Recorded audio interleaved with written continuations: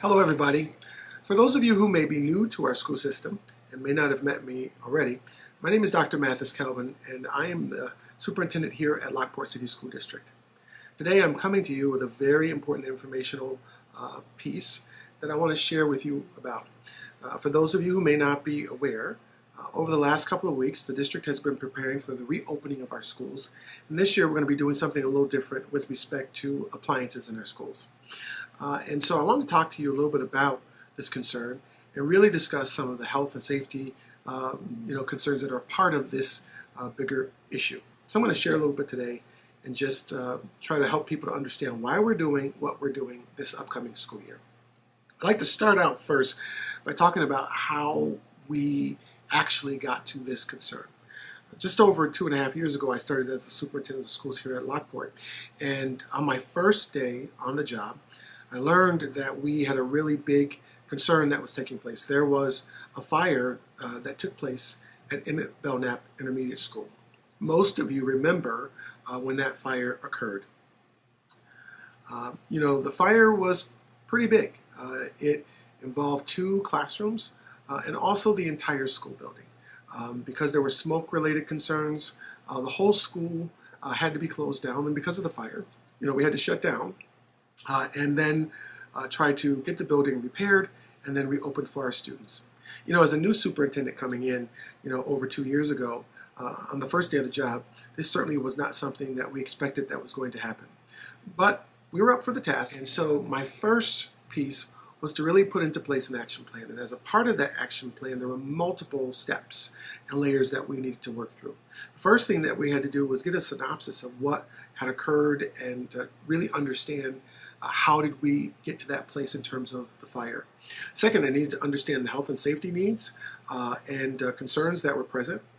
And then third, understand the instructional program and what would be needed so that we could keep the instructional program going. The fourth thing that we kind of began to focus on was, how long would it be before we could reopen the school, and what was going to be needed so that we could reopen. And then we had to think about the repairs that were going to be needed for the damage that took place, the loss in terms of cost, and then again, how do we go about reopening, what was going to be needed, the analysis of the fire. We were constantly looking at reports to understand again, the full picture. And then how might we go about recovering cost, and then any training, corrective actions, or steps that needed to be put into place, as we kind of moved forward. So pretty comprehensive action plan that we needed to undergo. And as a part of that analysis, we learned a couple things about this fire. Well, what did we learn? First of all, we learned that there were some real concerns around appliances. And also equipment that was used. So there was a chain surge protector that was plugged into another protector that was plugged into another protector. And we know that there was a refrigerator, a coffee maker, multiple iPads, and concerns with power sources that were plugged into the wall, that were a part of the wall rather. All of those things we know led to the fire. Now we had some folks who said, well, this caused it or that caused it. Well, the truth is that all of these things were a part of the concern and a part of what caused the fire. There was a real impact, by the way, that the district felt as a result of this fire. In terms of the general funds that were needed to cover the fire, right out the gate, we as a district had to pay $438,000 plus to get the building repaired, particularly those 2 classrooms. But also we had to, work with our insurance company, who directly paid ServPro, who helped us with all of the fire, smoke-related damage and cleaning services that needed to be done. The total cost, because of this fire, was over $660,000. We have been working over the last couple of years very diligently with our insurance companies to recover those costs. And we've been, it's been a challenge back and forth, but we've been able to do that. However, for the most part, we still have about $50,000 that we're still trying to recover from our insurance company, to try to, cover all of the loss. So our taxpayers are still, on the line here for just over $50,000. It's also in the New York State Education Department's manual, section 203.2E. It talks about how, any added equipment or furnishings that are in schools that are not a part of the original building design really may create liability for the district, especially if they contribute to electrical overloads. In our schools, every year, and because we have so many personal appliances in our school settings, what we have been experiencing are electrical overloads. In some cases, and depending on how much is plugged into a classroom, it may cause the circuit breakers to basically overload, which turns off lights and turns off electrical plugs in places. And we just can't have that in schools. Again, this manual tells us, hey, that when we have these types of appliances or furnishings in schools, they can't create electrical overloads. And also, New York Regulation 155.7, it talks about how, all buildings that are owned and operated or leased, by schools, they have to comply with the health and safety regulations for existing educational facilities. To be quite honest with you, over the last 2 years since the fire, we've had quite a bit of areas where we have been cited because we are not in compliance with state fire codes. This regulation says that we have to comply with the health and fire safety standards across all school facilities. Like, we don't have a choice, right? If we find that there are issues that we're dealing with, we've got to make sure that we go and fix those issues. So as I said, in the 2023-2024 school year, we had over 230 violations across our schools. And then in the 24-25 school year, last school year, that number grew to over 240 code violations. So we've had some real issues around really code violations. And then, just so that folks are aware, there's a manual for New York State public school facilities that deals with annual inspections. And when you look into that manual, it talks to you about whenever there's a violation, you really got to correct the violation right away. So every violation gets a point, right? It could be a minor violation, which gets 1 point, a major violation, which gets 2, a severe violation, which could get 3 points. Once you have a total of 11 points, or more, if those items are not corrected right away, you could actually be subject to losing your certificate of occupancy.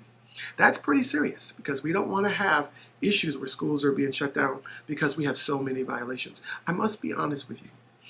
We have actually seen some areas in our inspections where we've actually reached that 11-point violation piece, and we've worked diligently to correct those issues so that we don't have issues around certificates of occupancy. However, shortly after, we've seen that people kind of go back to doing what they've done prior to that inspection, which has really caused some concern for us across the district. Now, just so you're aware, in that same New York State Code 155, now in point 8, letter C, it talks about how facilities that are found to be non-conformers, where you don't change the issue, they are required to remedy those issues right away. And it has to be done in a real practical time frame. And if it's not done in a practical time frame, then we have to get special permission from the commissioner, and we have to state why it is that we are not able to fix the issue right away. Or if we don't do that, the commissioner could require the facility to be vacated. So these are pretty serious, outcomes that we really have to keep our eye on and that we're working diligently to stay away from. Just so you know, aside from New York State codes, there are also some national groups that we work with and some state groups that we also work with, and these groups have standards and regulations and suggestions and recommendations that they make to schools as well. One group that we work with is a group called OSHA, And OSHA is in a number of places that have public employees, including schools. And OSHA has some regulations, and they also have some recommendations that they make to schools. One of their regulations, 1910.145, it talks about how you have to have proper signage in places when there's hazards, to make sure that there's no injury and people are notified that there might be, a real concern that could lead to an injury in the workplace. What we know is that with respect to this standard, because we have some unauthorized appliances that are personal appliances for folks, sometimes they create unsafe electrical, setup concerns. And also we know that there's supposed to be some, areas that are clearly marked so that they comply with workplace safety standards, and we don't have some information posted in areas because we don't know, because of the frequency of different appliances that come in and that go out of our schools, basically. OSHA also has some nationally recognized testing laboratory standards. They basically say that any equipment that comes in, it really should be third-party tested, and recognized by an OSHA vendor, basically, and that includes appliances such as refrigerators, microwaves, electrical cords, and we know that a lot of the things that are coming in, personal things from a lot of our people, I don't think anyone's trying to do anything wrong, but a lot of those things that come in, they are not tested. They are not in RTL standard, tested as they're supposed to be, which creates, again, real concerns with respect to OSHA regulations. So there are some implications for Lockport City School Districts, right? So a number of the appliances, you've heard me talk about a couple of them, microwaves, refrigerators, and many other personal appliances. We have lamps. People have, we have folks who bring in a lot of lamps. Again, I don't think anyone's trying to do anything, but we have lamps and crock pots and air diffusers and just a lot of different types of appliances. These appliances, many of them have not been UNO listed, or nor are they NRTL certified, which causes some concern with respect to regulations. We have some issues around extension cords that really cannot be used as a power source. We have a lot of those that are coming into the workplace, and then we have furnishings and equipment that are not a part of our original designs that have been plugged into our circuits, and they're causing quite a few overloads, which could lead to liability or safety concerns. And then we have, as I've said to you, over 230 violations year after year for the last couple of years that really we are trying to work on diligently and correct. But because of the volume of appliances in our workplace, that it's causing real challenges. And then there's unauthorized appliances, which basically are leading in some cases to unsafe and or dangerous situations for our staff and students. For example, just to let you know, in the last 2 years, we've had a number of concerns with microwaves where we've had folks, who've made, food in the microwave or popcorn in the microwave, and sometimes those things burn pretty bad, which causes smoke issues and also sometimes, real safety concerns. We've had people put metal containers into microwaves, which have, caused real, shocks in microwaves and almost leading to another fire. And those types of concerns really present safety issues for our students and our staff. And just so we're clear, we really need to strictly adhere to fire safety and electrical codes. Doing so is not just a legal requirement, but really as a school system, it's a moral requirement that we really need to make sure that we do everything that we can to protect our students, our staff, and our entire community, resource with respect to our schools. Just going back again to some of the concerns that we have. So there's a couple concerns. The first is that, fire and electrical safety risk, right? We have risk around that we are seeing demonstrated consistently around electrical fires. Again, we've got 325 instructional spaces.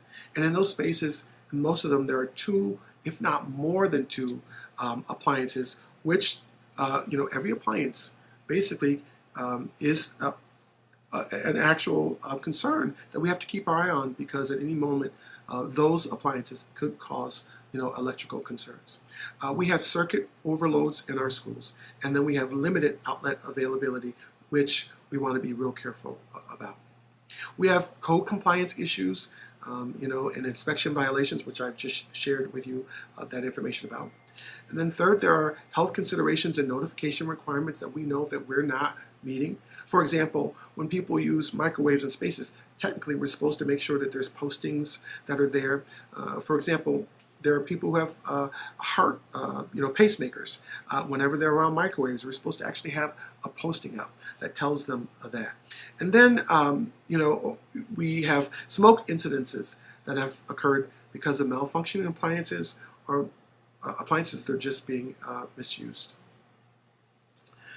We also have a pest management concern that we have to be careful with as well. Having so many different, refrigerators and places where food is occurring across our schools from time to time does, cause some conflict with respect to our integrated pest management plan that we have in our schools as well. And then there is just, we have to think about the costs that are involved. Cost us whenever all these appliances are in our school system, in terms of electrical costs. And then we've seen some real significant insurance costs that have just grown as a result of the liabilities or the concerns that really we have had in our schools, in part because of the concerns around, appliances, fire code violations, and the fire that we recently had. We are having, just to be blunt with folks, a real hard time finding people to come in to bid for our insurance, finding people who will provide insurance to us. Over the last couple of years, we've only had one company that has said that we will basically provide insurance for you. Now, you should also understand that the costs have been very dramatic. Since the fire, the first year after the fire, our insurance costs went up 13%. And since that time, it has now gone up another 27%. Really, what that equals is just basically over 40% of an insurance cost over the last couple of years. That's really big. By the way, that number is just under $500,000 for insurance costs, and that's pretty big for us, right? What we'd like to see is that our dollars are used to support our students, our classrooms, right? To provide the staff that we need and the instructional materials that we need. We don't want to see our costs going up 40% because of liability concerns that deal with fire codes or health and safety, basically. Again, you heard me just talk about that 40% increase in insurance. This matters because a lot of the issues that we have around appliances, they're preventable incidences. And it's having an impact on the district's budget, its insurance rate, and then just the community, again, because the community has to pay for these increases. What's also important is that, this matters because it's really about health and safety. We want to make sure that we don't have, classrooms where systems are overloaded and circuits are, going down, and we don't want to have places where there are smoke issues because something burned in a microwave. And our goal is, no matter what we do, we want to make sure that everybody stays healthy and safe in our schools. And so it matters to us when we start to think about this issue. There's also technology demands and infrastructure limitations. Again, our classrooms, they weren't set up for what we've got to do. And we've got some modern demands, right? In our classrooms, we want to make sure that they have smart boards in them, charging stations, that they're able to handle our student Chromebooks or tablets. And we have document cameras and projectors. Those pieces are critical to our instruction. And so those things that are not essential, we want to make sure that they don't compromise the things that are essential. And sometimes a lot of the appliances that we see, they're compromising those essential pieces in our classrooms. And so really, to protect the health and safety of our students and our staff, what we want to do is a couple of things. One, it's highly recommended that we comply with all state and federal fire codes, that we maintain our manageable insurance costs, and that personal appliances then be removed as a result from our instructional spaces. This is the recommendation that I have made and that I am making for our district and that we are looking to put into place. Now, I want to tell you that I know that when you hear me say that we want people to take their appliances home, that does not make everybody happy. I understand. I really do get it. But again, we want to keep folks safe. Now, I've had some people say to me, well, this is a first for any district. I have to tell you, it actually is not. I've done some research just to see, are we the only district that has considered this action? And I have to tell you that we are not. Typically, when districts go through what we have gone through and see the things that we've seen that I've just explained to you, they do a number of things. Generally, they put into place new policies, new procedures, right, which actually involve people not bringing in personal appliances into their schools, and they create areas, central areas, where appliances are available for folks who need them. I did some research, as I said, and I looked to see, what's happening across the state. These are a couple places here just in New York State, and I'll share with you also some internationally in terms of school districts that actually have made these similar changes to what we are getting ready to do now. In New York City public schools in downstate New York, right, over 1,596 schools they have and operate every day.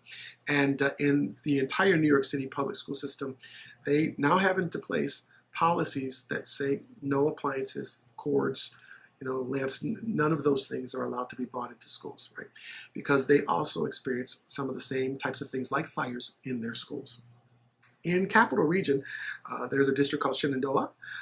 Their district is another one that has put into place policies and procedures with no appliances being allowed in schools. In Central New York, OESJ, Central School District, they have put into place a similar policy. And then right here in Western New York, one of our neighbors, Niagara Wheatfield Central School District, they have a no appliance plugs and things being brought into school policy as well. All of these, again, districts experience the same thing that we have, and so they now have these same policies that we are now putting into place. They've all gone through the same challenges we've experienced, and so they've put these things into place. Across the country, there's a number of school districts. Albuquerque, public schools in New Mexico, Kenosha United School District in Wisconsin, Durham Public Schools, Prince George County schools in Maryland.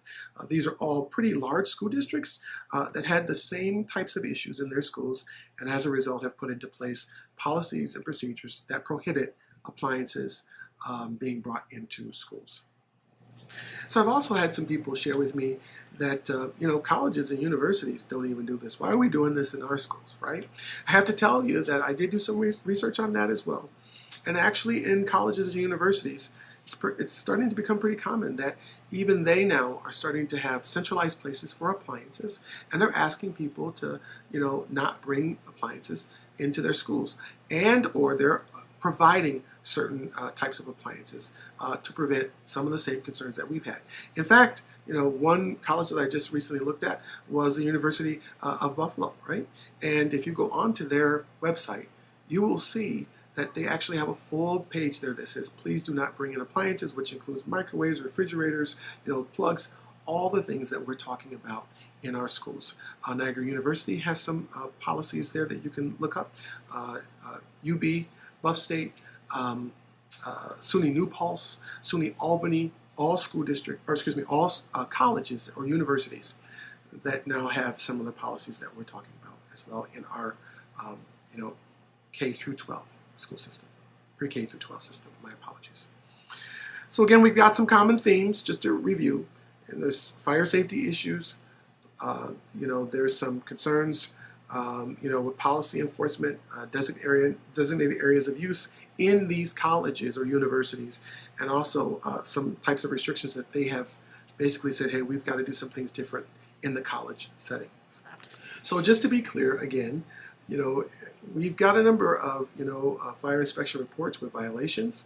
We've had, again, over 240 last school year, 230 the year before that, over that amount of 230. And even as of today, throughout the summer, we've looked to see what's in our environments, and we know that we have now over 510 concerns as of today. In terms of appliances, we have 161 refrigerators in our schools settings, personal appliances, and over 104 microwaves, 41 coffee pots, 174 floor lamps, table lamps, or holiday lights, 6 toasters. We have diffusers and crock pots and other items. And all of these items, again, are of concern to us because at any moment, one of them could turn into a concern for the district. And as a result of, again, our appliances that we see in the workplace and just, concerns such as the ones we've talked about, we've seen circuits that have been overloading, microwave-related, problems, extension cords and chain cord issues, diffusers that we have to be careful with, and we need to really address these issues. Just so I'm also clear, like in terms of the circuit overload piece, that's of concern, right? At homes, it might be okay for the lights and things to kind of go off every now and then, but we can't have that in schools. We can't, while we're teaching reading and math, have circuits, going down because there's just too many things plugged up in the classroom, and that happening on a consistent basis. And things like diffusers, those are important. We don't want to have, I know some folks, again, I don't think are trying to do anything harmful, but some folks, want to try to make the room smell a little bit better. But diffusers are important in schools because instantly they can set off asthma attacks for students. So these things are creating some health and safety concerns in our spaces. So with that said, I know that there are going to be some questions that people are going to have, and we're here to answer those questions. But again, I wanted to just share with you, why we are concerned, and just let folks know that in the near future, we are going to be asking folks on September 2nd to please work with us and to collaborate with us. And what we're going to be asking people to do is take home all of your personal appliances. And we ask that you keep them at home and not bring them back. We're going to ask people to do that, again, September 2nd, day 1, so that we can kind of move things in a much more productive manner with respect to this issue. Now, with that said, I want to make sure that you know this. Now, we know that there are some people who have special accommodation needs, right? There's some folks who need to have a refrigerator for medical issues, and they might need some other equipment. No problem, we understand. We're here to work with you and to support you.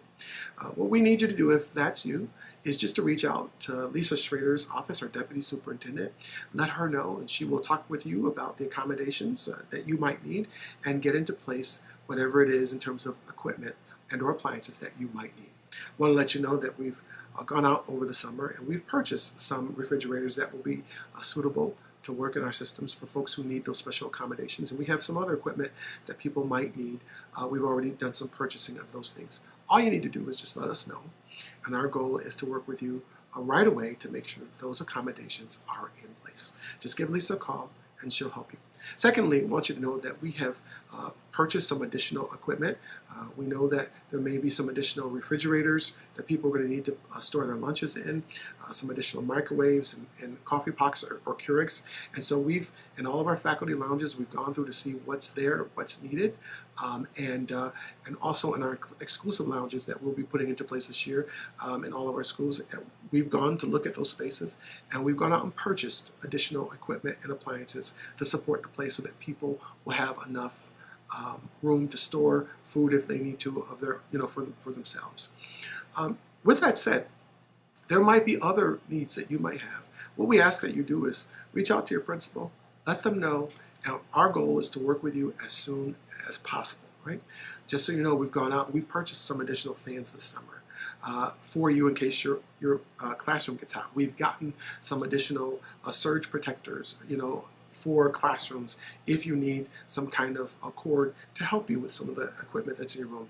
Again, let us know, let your principal know. They will reach out to our custodial and maintenance staff and make sure that you have what's needed.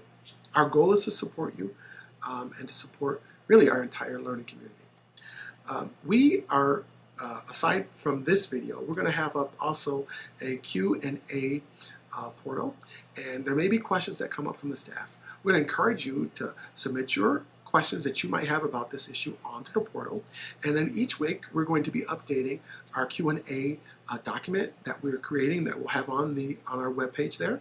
And our goal is to make sure we answer every question as quickly as we can for you. With that said, again, I know that this may cause some challenges, but please understand that as a superintendent of schools, I have the responsibility of making sure that we keep our entire community safe, and that we also safeguard our resources, and that we do everything we can to ensure the health and safety of our staff. And so this decision, it doesn't come lightly, but it comes to make sure that everyone is safe and sound in our schools. So with that said, we ask that you work with us, share with us any feedback that you might have, and I do thank you in advance for your efforts.